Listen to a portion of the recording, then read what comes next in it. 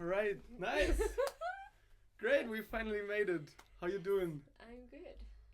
I'm good. Great, great. Yes. How was your day until now? Wow, exciting.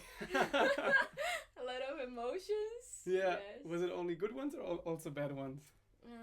Good ones and challenging ones. Yeah? Yeah. Okay, what about challenging ones? Like facing the camera. Cut. No, just joking. All right. Yeah, at first, maybe thanks for joining me at first. Thank you. And yeah, for sure. You're a beautiful guest. And yeah, maybe you can just introduce yourself, who you are and where you come from and what's your profession and what's on your mind recently. I am Francieli Favarim. I am Brazilian, living in Berlin, in Germany.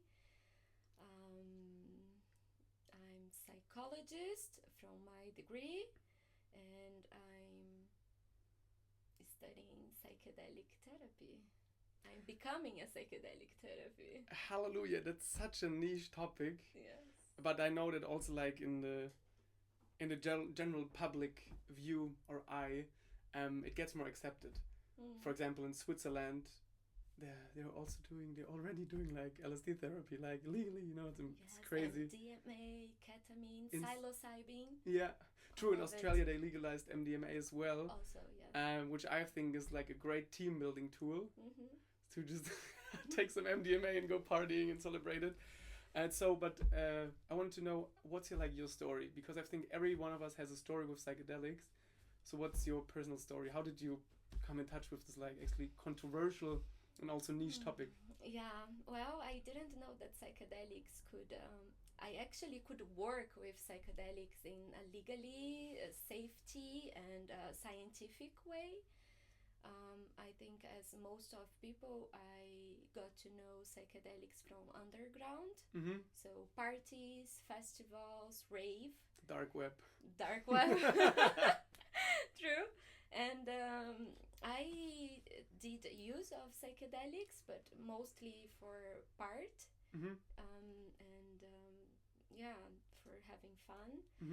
And I knew something about the scientific evidence for healing trauma, for working with chronic depression, but it was not my topic, And when I decided to change careers and I was thinking of what to do and meaningful work, what it was meaningful for me as a person and as a professional, I got more deep in this interest because it was a field of interest for me. I'm such a curious person of human mind, and if there's a tool that could be used to change this mind just a little bit, what not give a try.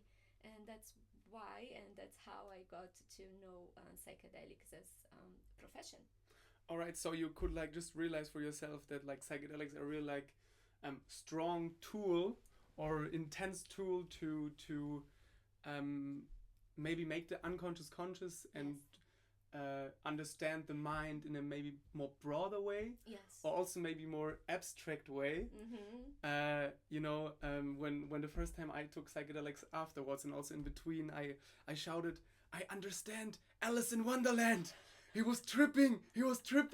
So maybe that's also the interesting thing, because I also know that 60, 70 years ago, they thought that what's mimicked in the brain, the brain activity is really close to schizophrenia when you take psychedelics. Yes. So it's almost like a maniac state, but personally it's just such a meaningful experience. Yes. But what do you think after you're studying it, you're becoming a psychedelic therapist, like a professional one, and what is needed to have a safe environment for a psychedelic session? Yeah. So I think in the clinic setting, we don't talk about bad trips. We talk about challenging situations. And I think this it's such a small changing in the perspective, but actually change everything. And when we are making the unconscious conscious, and that's why also many people have such they are scared of taking psychedelics. I have some friends and they are, oh, I can do cocaine but I can't do LSD. And I think this belief of what psychedelics mean and what it could comes up in the psychedelic trip, as we say in the underground. It's this unconscious part of us, and we are scared of the unknown. As human, we don't want to step in the unknown. We are really pretty good in our comfort zone. Yeah. So I think I lost myself in the answer. I'm sorry. Yeah. Can you repeat? Yeah, of course. I started the questions like, what is needed to have like a safe psychedelic experience? So the safe psychedelic experience. Exactly. Yes. So in the clinic settings, we talk about this challenging situations. So when something challenging comes, and you are in a party, then you don't know exactly what is happening. You can have this psychotic episode, and you are in unsafe place. So in this unsafe place with many unknown people and unknown situations, it's scary. Of course, it is scary. And sometimes you are in a place and no one know what to do. And in the clinical settings, when we are talking about the challenging situations and you have a professional by your side, you can address the situation or the content that's coming, emerging in your consciousness in a way of understanding what is happening and giving emotional support and giving a hand sometimes, and this is enough to the person travel and come over this challenging situation. So it's addressing emotions, guiding the situation, and using the challenges that comes to the surface as content to work in the therapy. That's great that you at first reframe, because I think even in the psychedelic community it's a stigma having a bad trip. Yes. And I think that it's also like one thing that holds many people back, because on cocaine I don't think you have a bad trip. You don't have a bad trip. I've never heard about it, at least. Yeah. So this, like, in terms of like just reframing it from the ground zero, like just, okay, it's a challenging experience you have in that situation, and not framing the whole trip as bad, because like the psychedelic experience goes in waves, up and down. Ups and downs. So you talked specifically about emotions, and like in a party setting, you wouldn't have like a safe container or something. Yes. So how do you usually or normally deal with like a challenging if a participant has a challenging situation during a session? Yeah, I think being there for this person and letting this person know that is a safe place, that it doesn't matter what kind of emotions and how strong it feels at that moment will pass. It's not forever. This person is not getting crazy. It's not it's something that will pass with the action of the substance, and it comes in waves. Sometimes we can change the music. Sometimes we can offer a hand, and being there as a professional gives safety. But this safety environment also comes from the preparation that we give to this person that is going to this trip. So preparing the person to having challenges, situations, and addressing it in a safe way, and it makes a difference. It makes difference during the trip. Yeah, all right. So as you said, you can change the music, because as you normally guide people with music, because it also like triggers the emotions. Yes. And then you said also like giving a hand, or just like being there also like as a silent witness maybe, and encouraging also maybe breathing or something. Yes, and breathing exercise, imagination meditation. We do this before to create the safe space. True, because you also said preparation. The preparation, okay, yes. Before the trip. Okay, so this is also important. Okay, because right now we were talking like during the trip. Yeah. And so like before the trip, like visionary imagination, also breathing exercises, what you do.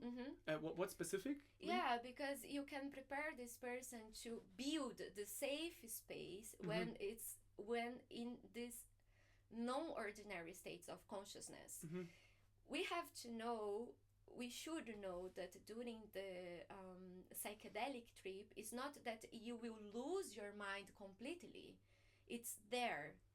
But you can lose a little bit, going in these waves. But when a challenge situation comes and you are facing this imagination, meditation that is done before, can help you to go to the safe place.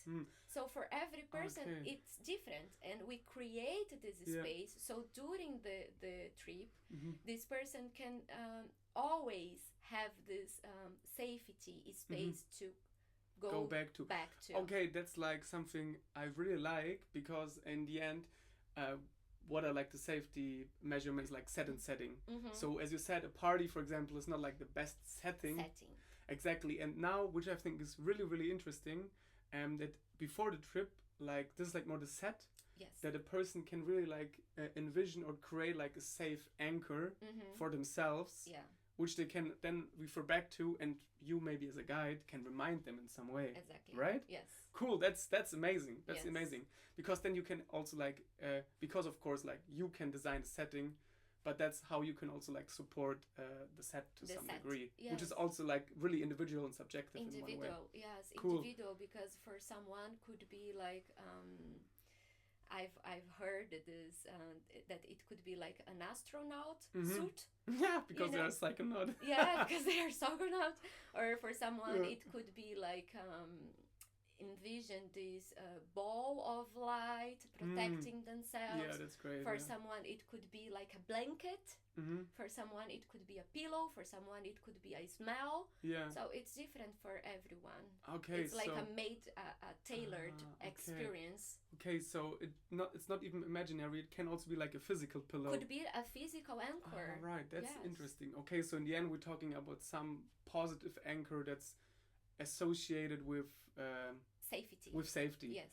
That's really amazing. Mental safety. I really love that, because also not like in a clinical setting, but in general, you can have something with you. It can also be just, I don't know. If you are going to Amazonia to have like ayahuasca ceremony with indigenous people, you can bring your anchors. Yeah, that's true. To give you safety. Yeah. As a child. Yeah. As a child, the childs have this safety blanket or safety teddy bear. Or, true. like a doll or something.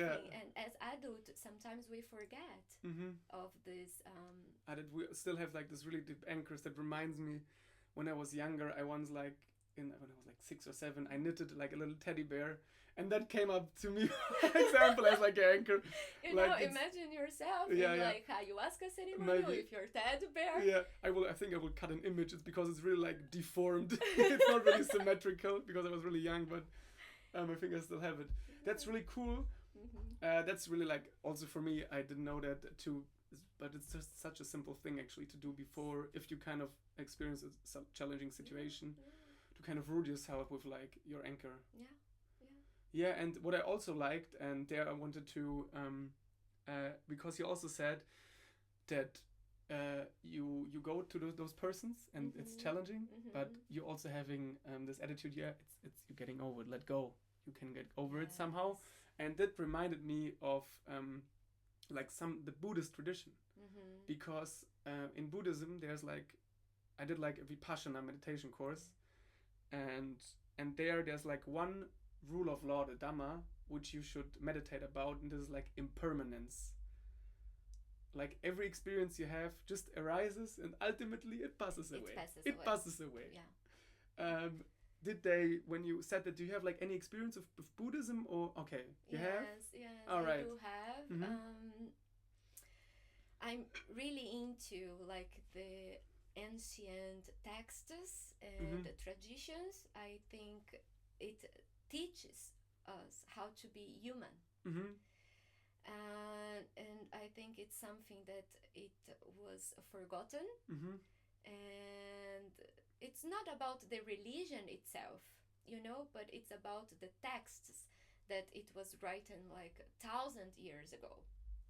And they talk about energy, they talk about how to be human, they talk about enlightenment and simple practices that everybody can do to feel better with themselves. And since in this century mental health it's a big issue for the humanity, it's because we have forgotten how our religion, right? Yes, how to be, how just be. Yeah, that's true. And Buddhism brings this knowledge about how to be in peace with our mind. But it's a challenge, of course. Otherwise, everybody would be Buddha. Yeah, that's true. Happiness is the path. Just be happy. Yeah, that's true. It's there's a joke that, that who do use of psychedelic. It's going.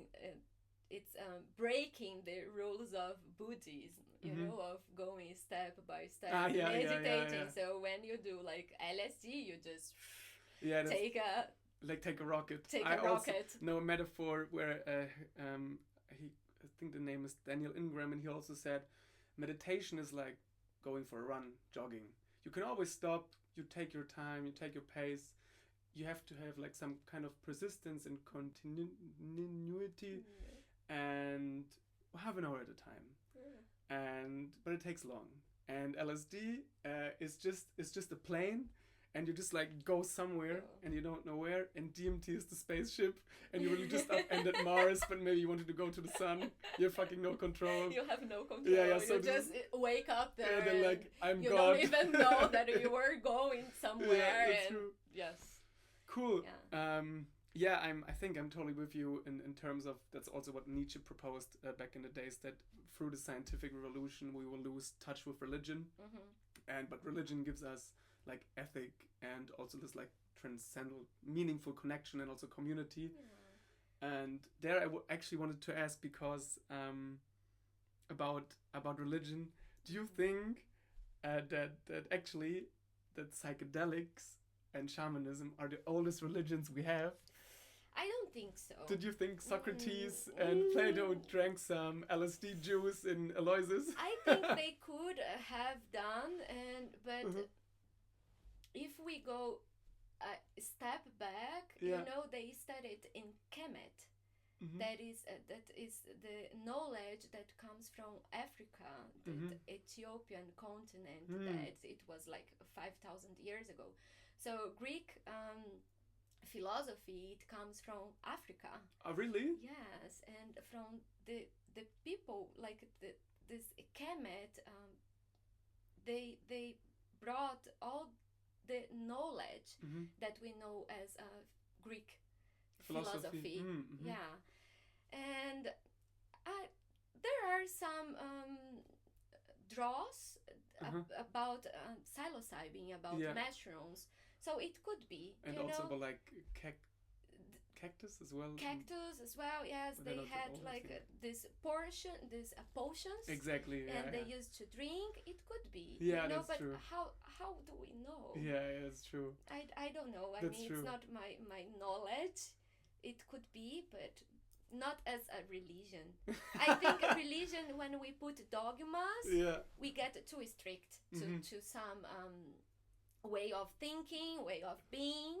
I like to see religion as a philosophy, as a life philosophy. So you have some rules, if you don't kill someone, if you have positive mindset, maybe you are a nice person and you will have like more freedom in your way of being, your way of thinking, in your mental health.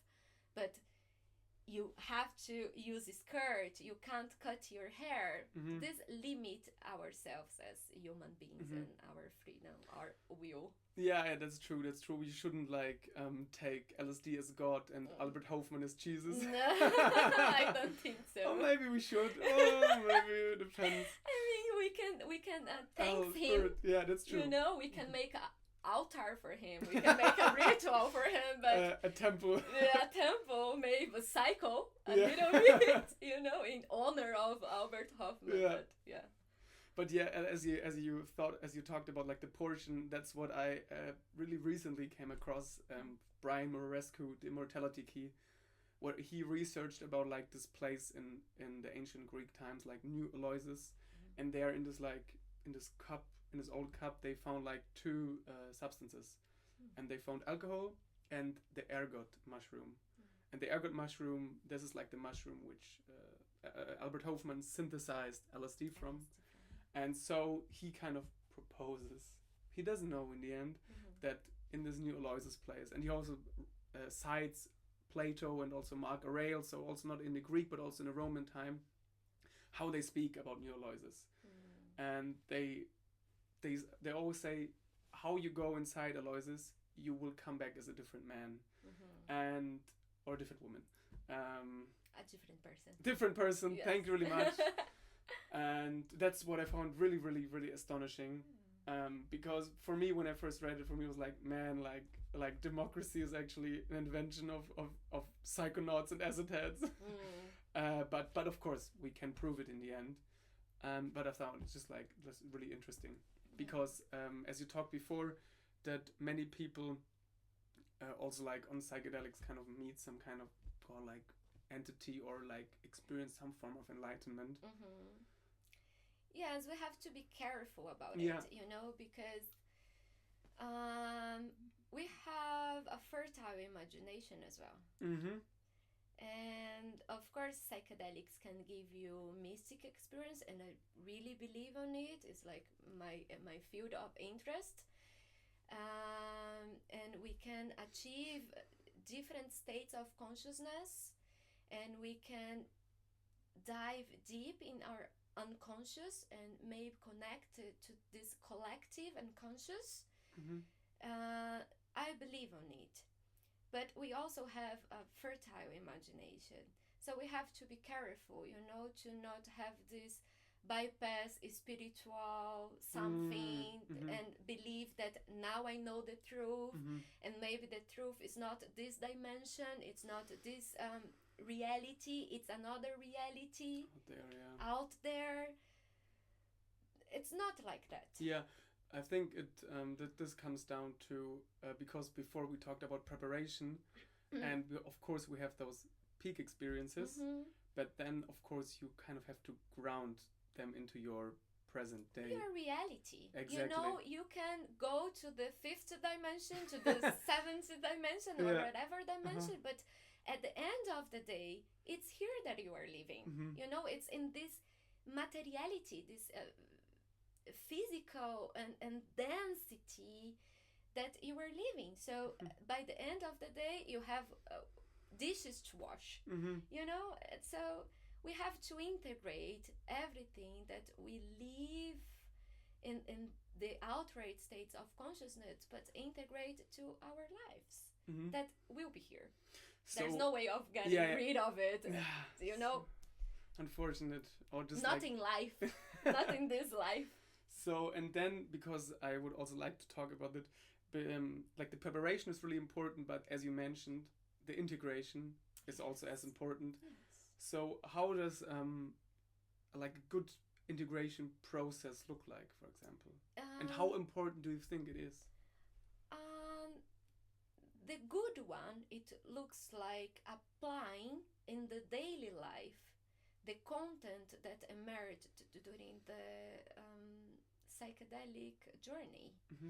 So if during the psychedelic trip you can have more outer point of view of yourself, you know, because we are living so attached to the self, to what we think we are. So if I am Francieli and I have this personality and I glue to it, I don't have possibility to be something else. I don't have the possibility to think broader and out of my way of being, and being more flexible. So in the psychedelic, if we can, during the experience, have this broader view of ourselves, as in Buddhism say, being the observer of the thinker, you know, and applying this in our daily life, maybe we can feel better about ourselves. So that's why the integration is important. And yes, to also talk about what happened, you know.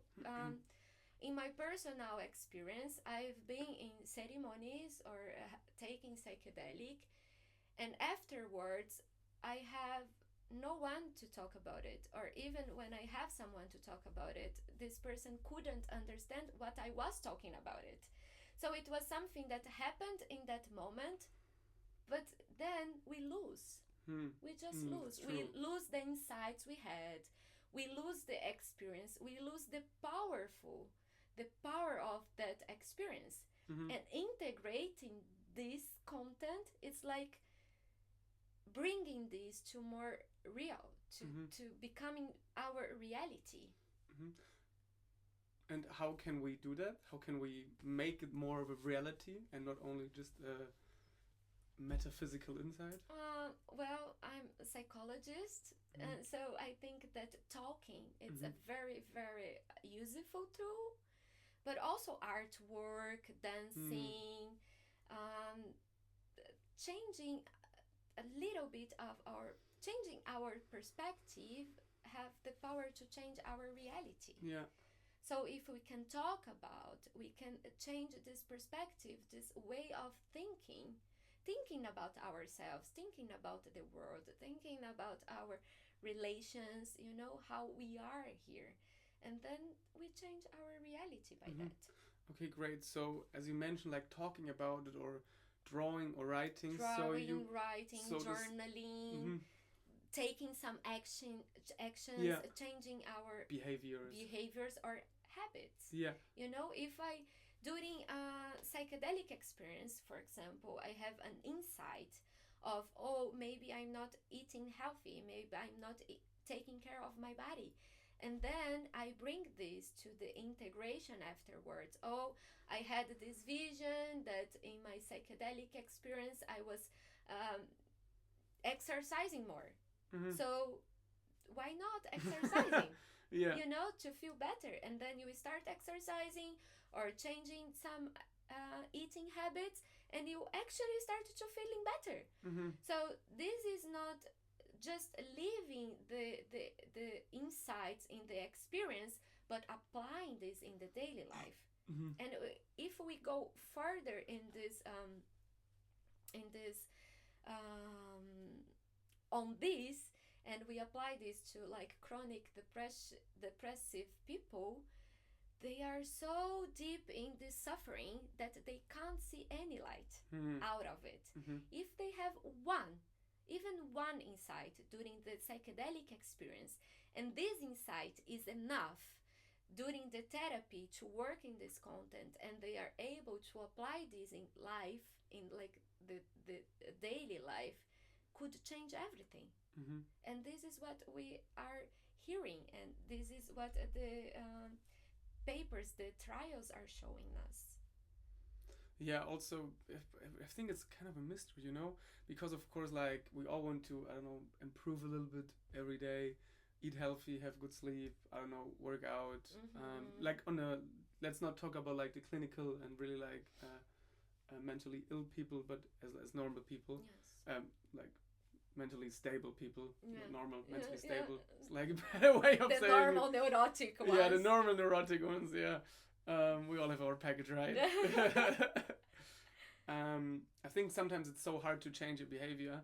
And I think like the mystery, because I also know from some papers that people stopped drinking who were like hard alcoholics, or stopped smoking, or Also, I watched one documentary from Wise where they smoked like 5-MeO DMT and they used it for like crack and cocaine addicts, and which is like highly addictive. And after this one experience, it really just stopped. Yeah.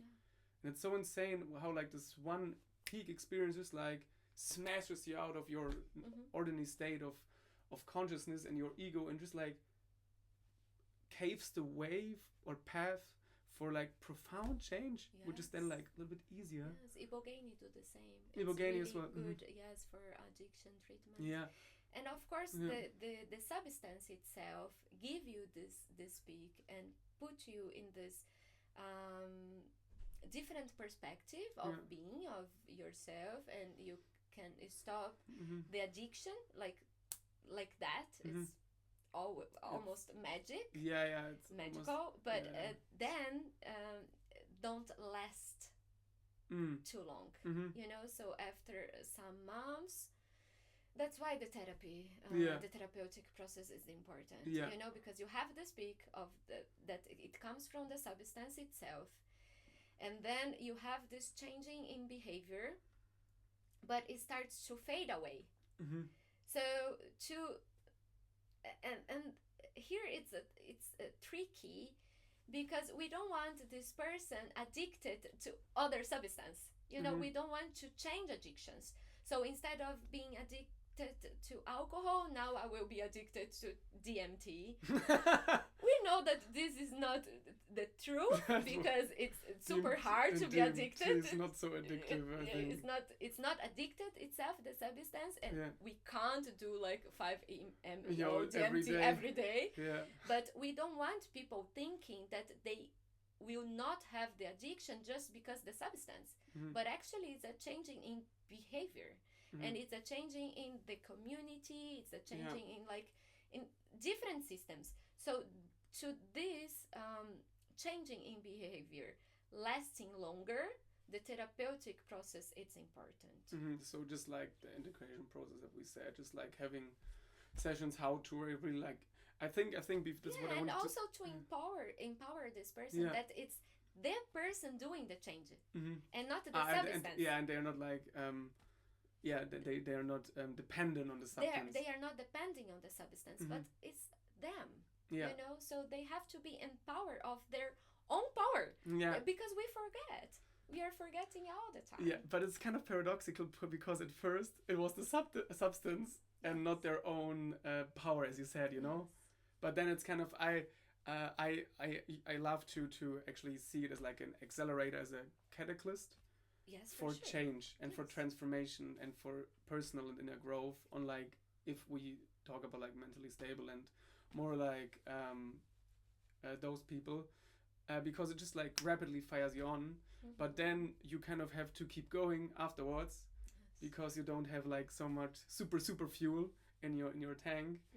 And then I love what you said before about because you have like all this peak experiences and those abstract insights, and then through drawing or also through talking, through therapy and writing, we kind of materialize it, which I think is really important.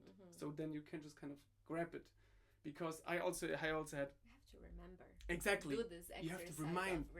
Yeah, it's so interesting, because I also I did one integration program or session, and there I was also reflecting about one really intense psychedelic trip. And on the peak of this hill where I was, I had this insight that there's like the I with a small I, and that's me, the Robert, hey, in front of the camera, the sun, and etc., German, blah blah blah, and then there's like the capital I, which is more like the will of life, I called it, or the will to life. And it's so interesting how much in German it has der Wille des Lebens, for like German listeners. It has so much power. It's so interesting. Just like those 3 or 4 words, I really found them out through like the integration session, which kind of were like a little bit fuzzy during the trip. But if I say those words, it's really just like a reminder. Exactly, it kind of reminds me also back that, and kind of, okay, you can let go of your little I, of like the Robert, and there's actually like a bigger something behind you. And then we back to this observer of the thinker. You know, if you are not too identified with yourself, then you can be other selves. Yeah, you can be your else. higher self. Yeah, yeah. Or you can be other selves. Other selves. Depends how many selves you would like to be. Yeah. Great. There's like one thing I wanted to talk about, because at the beginning we were talking about the stigma with like the bad and the challenging trip. And there's also one stigma I would like to talk about. And in German, it's called like kleben bleiben or like hängen bleiben. I don't know if you heard it. No. In English, I can't translate it like really directly, but in the meaning, it says that once you, so there's like one fear. If you take a psychedelic and you have a trip, it will never stop, you know? Yes. That's like what we say, like kleben bleiben is like gluing. Like the trip glues onto your mind. So yeah, what do you think about that? Are there like some people who actually will never stop having a trip after one session, or are there some people who rather shouldn't take psychedelics? There are contraindications for sure, and that's why it's also important. I'm not telling people that they shouldn't do psychedelics by their own. But at least if someone is planning, it's intending to do psychedelics by their own, they should know what the contraindications are. So to avoid, you know, some health issues. Of course, there are some contraindications. In Brazil, we have a say that ayahuasca is for everybody, but not everybody is for ayahuasca. So we should keep this in mind. You know that last psychedelic conference I went to, there were a panel, and it was with a patient from a trial, and she took psilocybin in this trial, and she had not a good experience with it, you know. So she was talking about her experience, and even like 2 years after the trial that she did her dose, she was still feeling some side effects from the dose session. Really? Yes. Oh wow. Yeah. Is there a way of knowing this before? There isn't. There isn't. We know the contraindications. That is more about health problems like cardiac diseases or glaucoma or this kind of things. These we can avoid for sure. But, you know, sometimes it's about how the psyche is structured, and we don't know. We are still talking about humans. Yeah. As if we don't know like about tobacco, as if we don't know about alcohol. You know, some people drink alcohol all their lives, and they don't get liver cancer, and some do. Yeah. So. All right. Okay. So this is like some probability which can't be like foreseen in any way, because just I'm also just like asking a question. Because we like on our retreats, if someone wants to apply, if some person has a first relative who has schizophrenia, then they are not allowed, for example, because it could trigger another psychosis. And that's like the process they also use in all the studies right now. So like in London and also America, if you have like a first relative or you're by yourself, then you're not allowed to take psychedelics. Yeah, this is one of the contraindications I Okay, was mentioning. All right, okay, this is okay.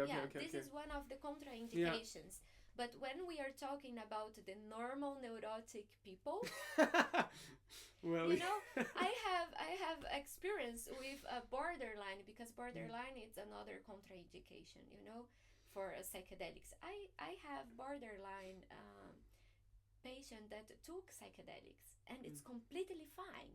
Completely fine, you know. She had a good experience, she's integrating the content, it's okay. And like this woman that were talking in the psychedelic conference, she was like this normal neurotic person, and she had side effects. So I don't know, I personally wouldn't know from before.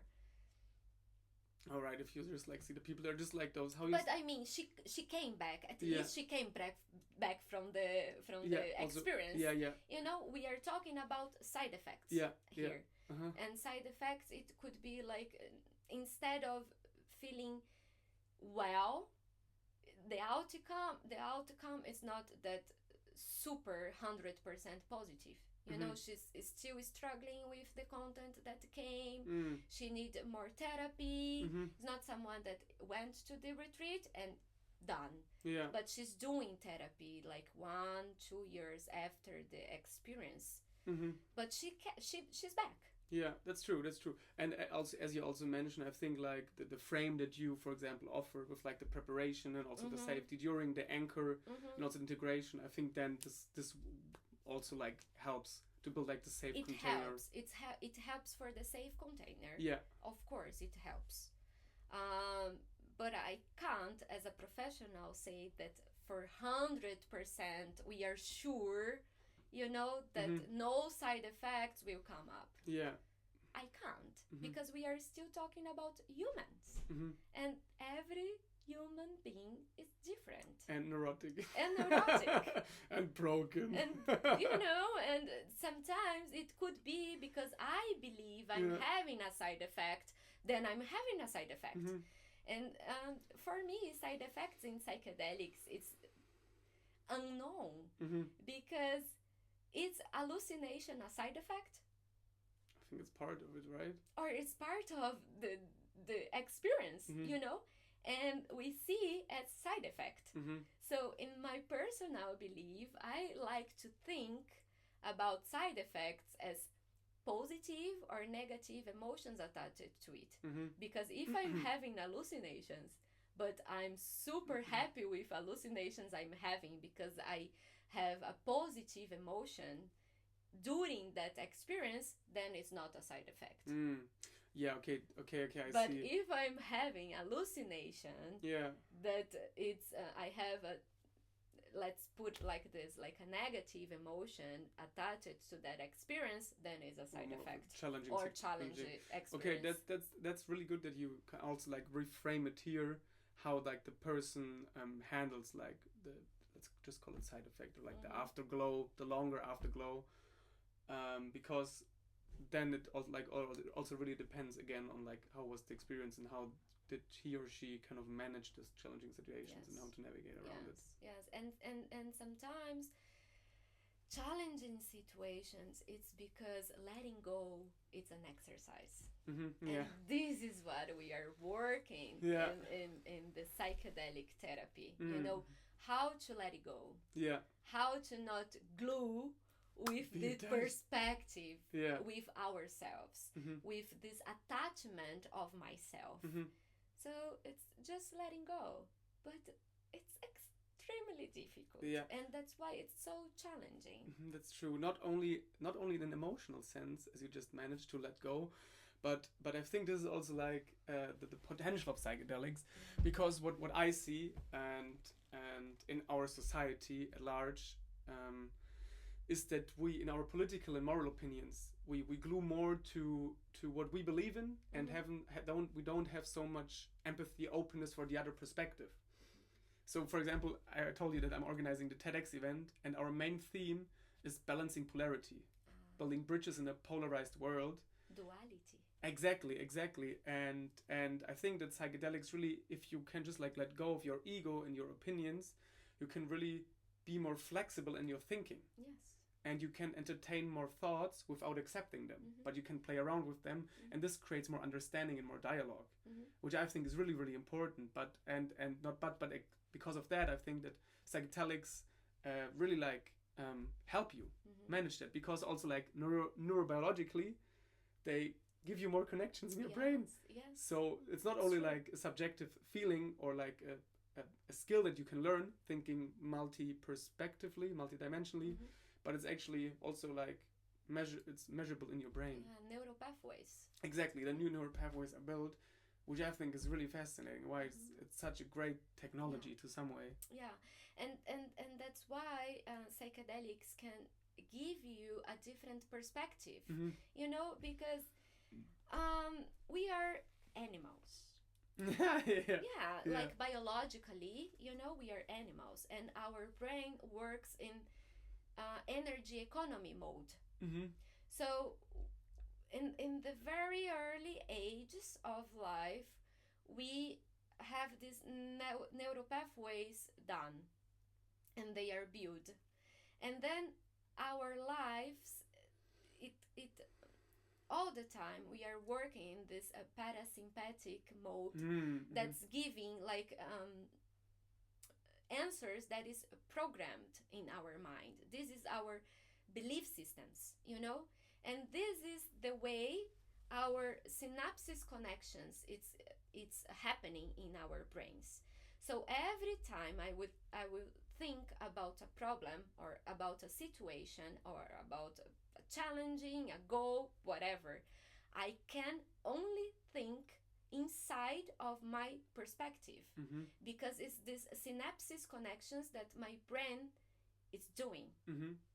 When I take psychedelics, I I I have more synapse connections, and I build these different neural pathways, so I can think about the same problem, the same goal, the same memory Interesting. with a different perspective, Yeah. because I couldn't before, Yeah. you know. Yeah. And that's why auto analysis doesn't work, because I can try to think from different perspectives, but by the end of the day I just have my own, you know.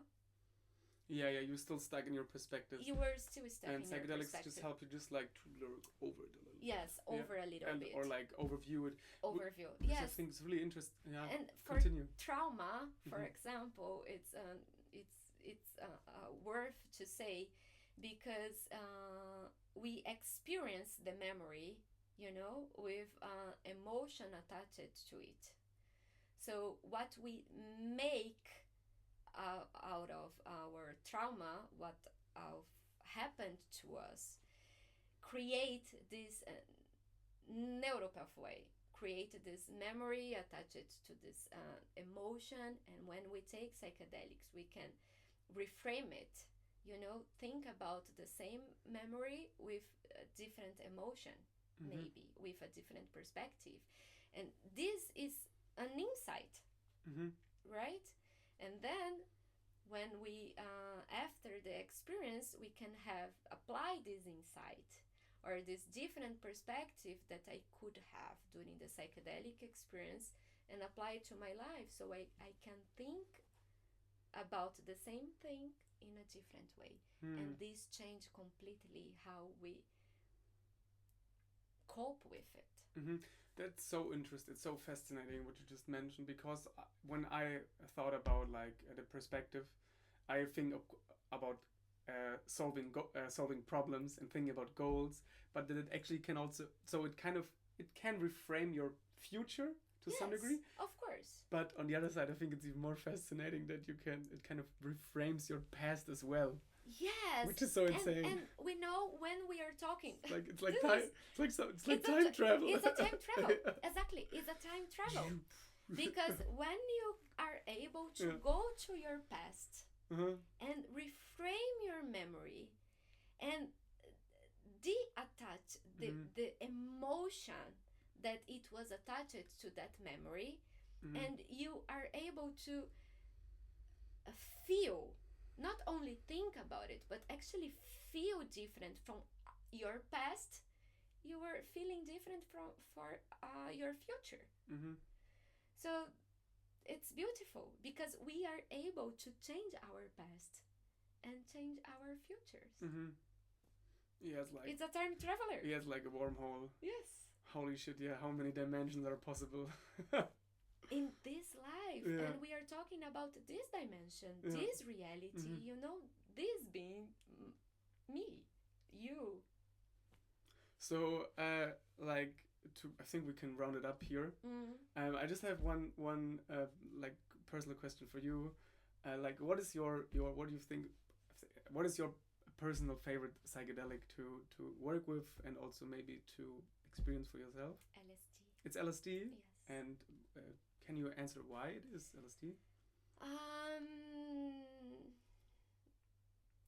I believe and that our drug of preference is related to our personality. Okay, that's interesting. Yeah, Uh-huh. I'm not deep on this yet, but it's something that I'm studying. I'm coming up with, and yeah. So LSD it's my favorite for my own experiences.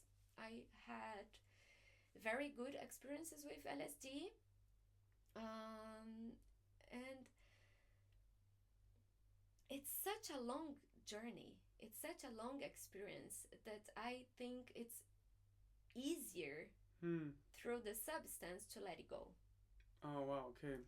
Because we are talking about letting go as a challenging learning experience. You know how I let it go of my fears, how I let it go of myself, how I let it go of my ego, and transit these experiences.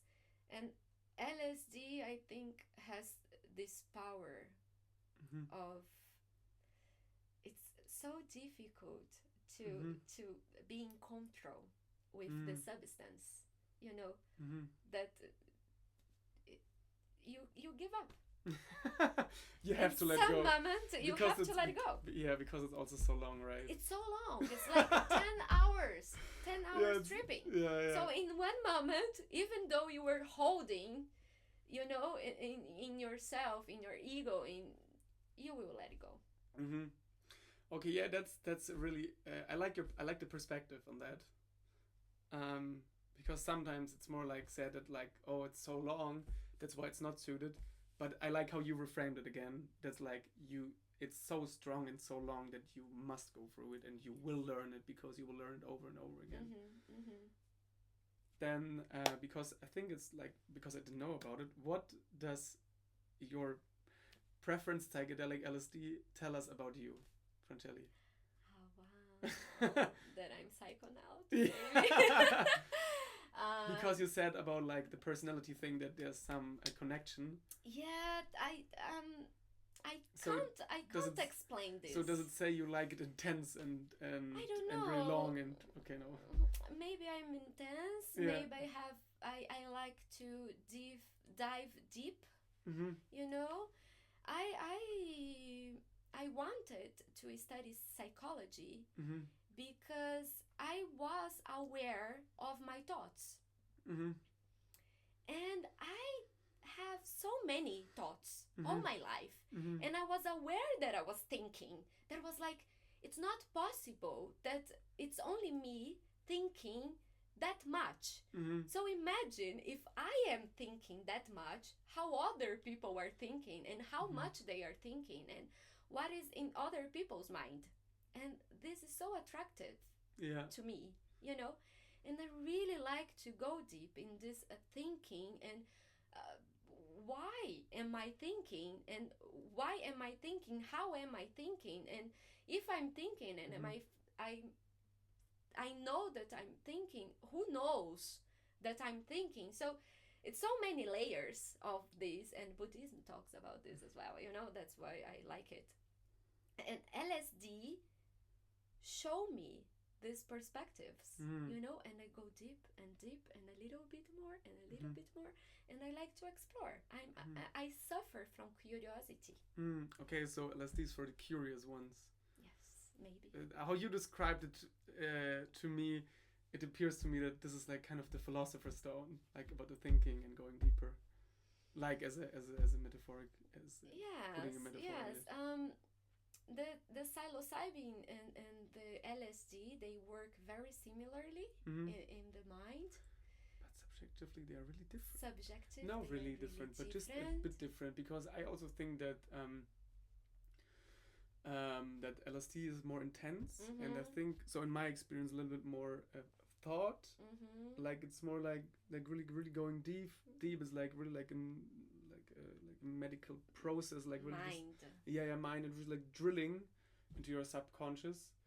Whereas psilocybin for me was always a little bit more playful and physical. More playful and more more physical, a little bit lighter, I would say. Yes. In my experience, which I think it depends. I had like one really crazy intense trip, the one I mentioned before with the Will to Life, which this whole trip felt like a hero's journey. It was crazy. It was so deep. But then I had one really profound trip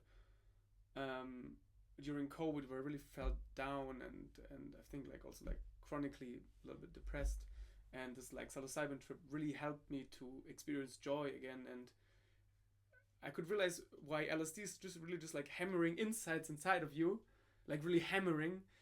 This psilocybin trip, if I compare them, it was just like one big insight, and it wasn't so direct, it was more indirect, I would say.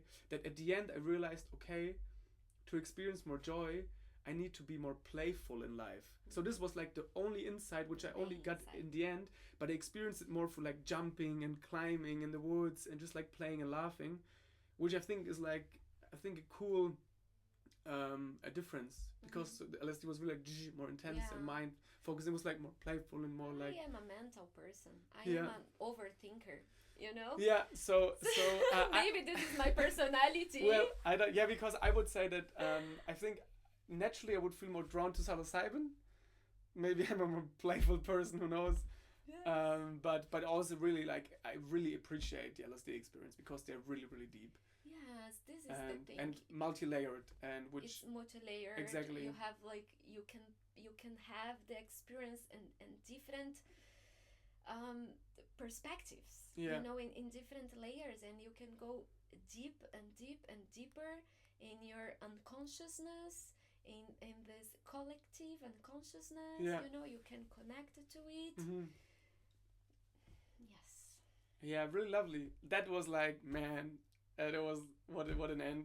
Then one last thing, because I know you're really proficient in your profession. Double entendre. So is there like one book or one article that you would recommend for anyone who's interested in the topic that kind of blew your mind, or that you thought was really really fascinating?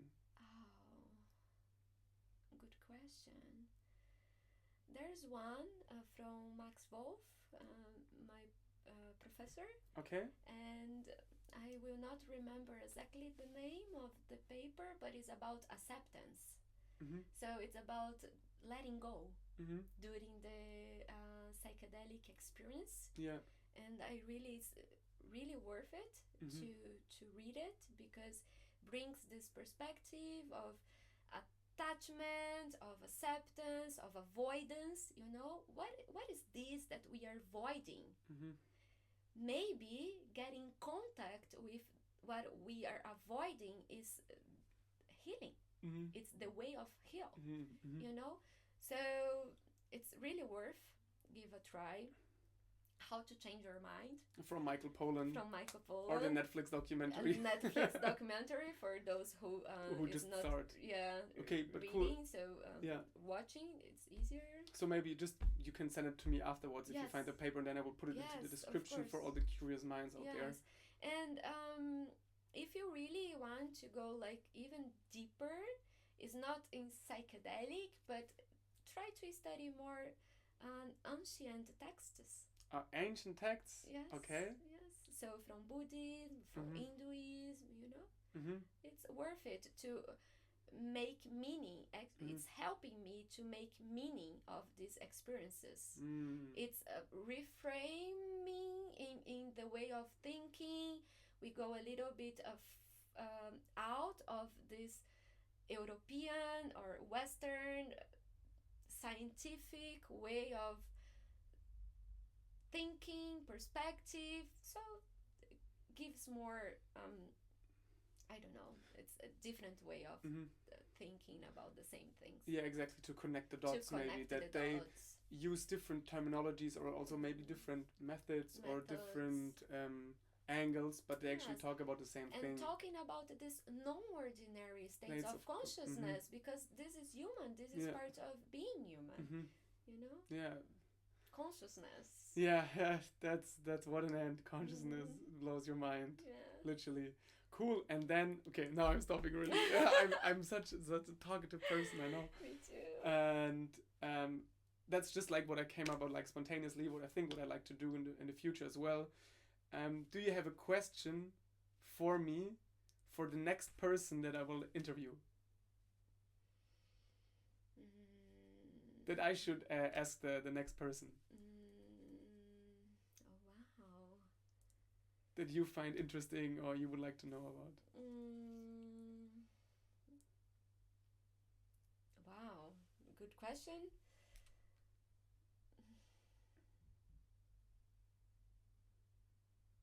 I think the belief. What's this person believe about psychedelics? What does the person believe about psychedelics? Yes. Okay, great. Yeah, I will take that. It's a broad question. It's broader question. It's an open question. But I love it. It can gain everything. Yes, we don't know what to expect. And I think it's worth answer. Yeah, great. Thanks. To listen. Yeah, lovely. Great. Hey, it was lovely having a chat with you. Thank you. You're a beautiful human being. Thank you. Thanks for inviting me. You're welcome. Thanks for this experience. Great. Yeah. So this is for just like managing everything. Exactly. Cut. Oh, wow, I'm sweating. Yeah. I don't know if it was what you expect, if I could do well, but it was lovely. Okay. It was absolutely perfect. Okay. Yeah, it was astonishing. Cool, and we made 1 hour. Oh wow. Yeah, I don't know if it felt shorter or longer. But here you can see